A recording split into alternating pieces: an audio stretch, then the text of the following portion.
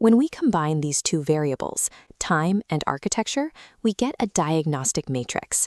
Every modern enterprise falls into one of 4 distinct quadrants. In the bottom left are the tourists.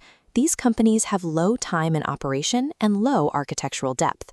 They run superficial pilots and hold vendor meetings, appearing highly active while generating 0 structural change.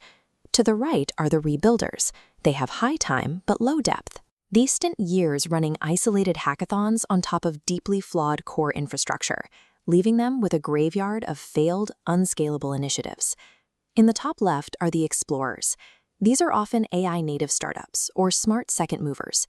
They skip the pioneer's tax, bypass legacy tech entirely, and build deep, load-bearing infrastructure from day one. And finally, in the top right are the compounders. These are the ultimate winners. They combine years of real operational data with deep architectural integration. An organization's honest position on this grid determines its future. It decides whether their AI investments will harden into an insurmountable competitive moat or evaporate as a massive sunk cost. The compounders benefit from a unique mathematical reality, the flywheel effect. Their deep architecture captures better proprietary data. That data improves their automated decisions, which lowers their unit costs. Those lower costs generate higher margins, which they immediately reinvest into even deeper architecture. When trailing companies realize they are falling behind this curve, they tend to panic. The executive reflex is to authorize massive emergency budgets for new software, hoping to buy their way back to parity. This chart shows why that catch-up spending fails. You can see a massive vertical spike in expenditure on the bottom line, but performance stays completely flat.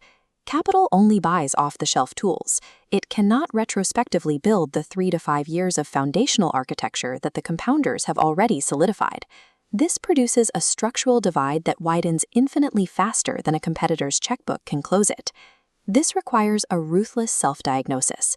Leaders have to evaluate their organizations based purely on operational reality and integrated workflows. Press releases and the sheer size of the IT budget do not count. For the companies operating as tourists, the remedy is uncomfortable but necessary. Stop running superficial pilots. Pick a single, high-stakes workflow, rebuild it from end to end with proper architecture, and finally start the clock on operational learning. In this era, time is finite, and architecture compounds. The window to dictate which quadrant you belong in is rapidly closing.